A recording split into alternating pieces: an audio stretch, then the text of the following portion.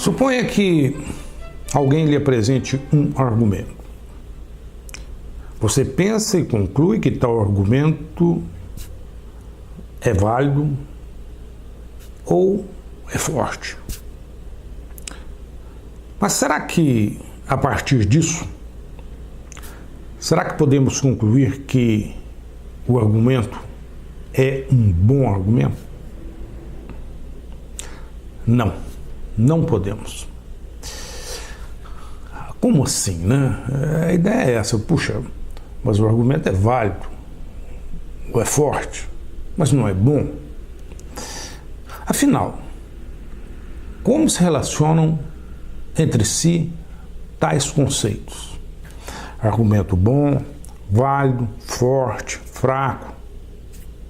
Como tais conceitos se relacionam? É isso que vamos analisar a seguir. E para começar, vamos focar em duas características ou dimensões, poderíamos dizer assim, dos argumentos.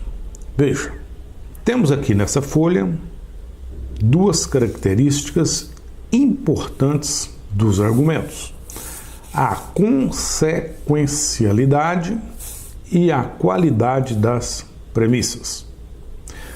Por consequencialidade, entendemos como sendo aquela característica em que as premissas de fato conduzem à conclusão, ou seja, que as premissas dão suporte à conclusão.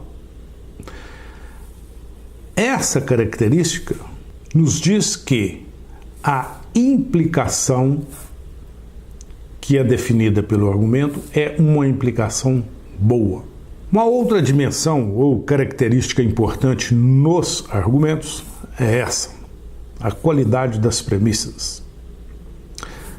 Essa característica nos diz quando as premissas são verdadeiras ou, pelo menos, plausíveis.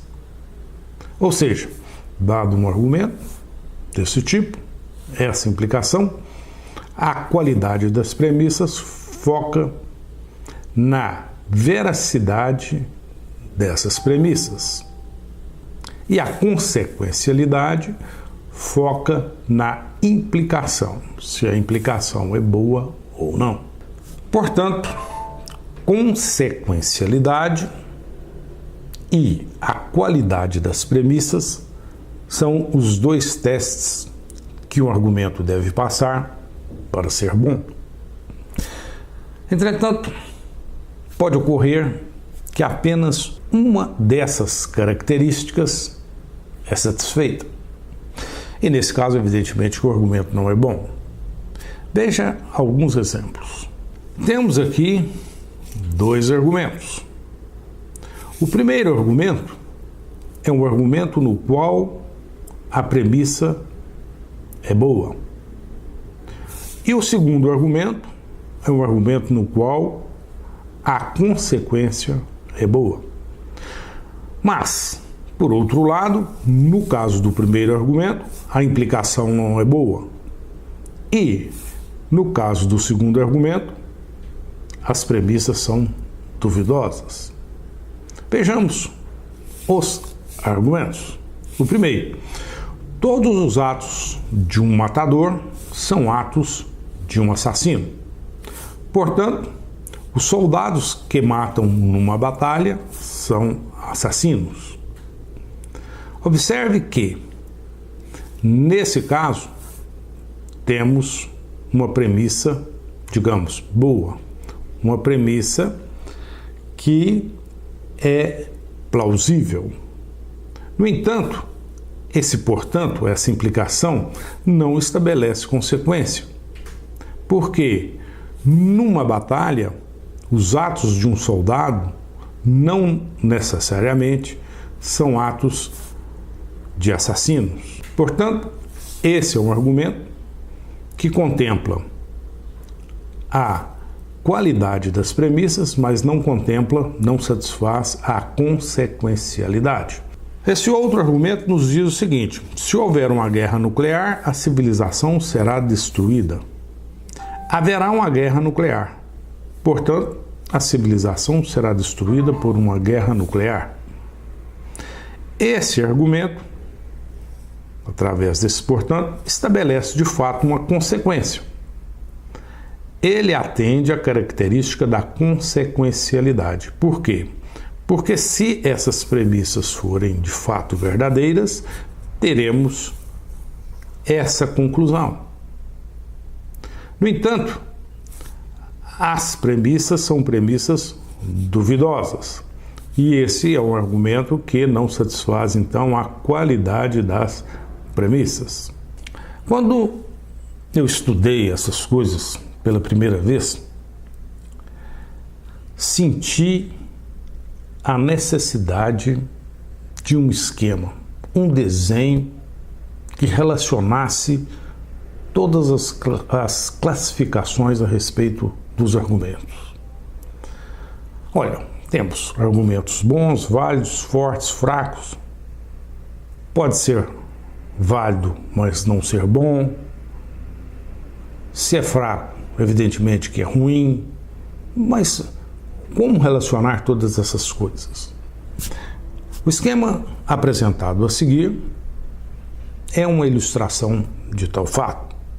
Apresentamos nessa folha um esquema que procura relacionar as classificações dos argumentos. Inicialmente, observamos que no conjunto de todos os argumentos temos os argumentos válidos e os argumentos não válidos. São argumentos válidos aqueles em que é impossível ter premissas verdadeiras e conclusão falsa. No caso em que é possível ter premissas verdadeiras e conclusão falsa, temos os argumentos não válidos.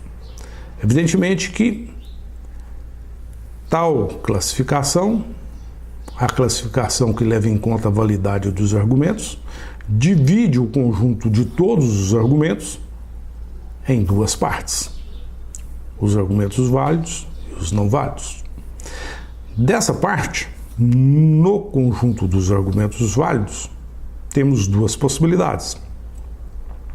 Aqueles argumentos em que as premissas são verdadeiras e aqueles argumentos em que as premissas são falsas. Portanto, nesse caso, temos argumentos válidos com premissas falsas. E, como falso implica qualquer coisa, tais argumentos são argumentos ruins, não nos convencem de nada.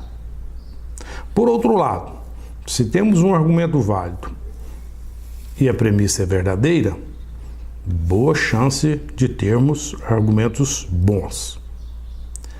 Mas, mesmo assim, temos exceções.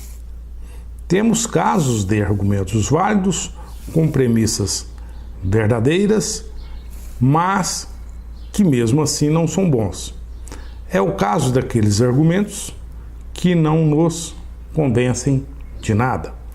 Para o argumento ser bom, ele tem que nos convencer.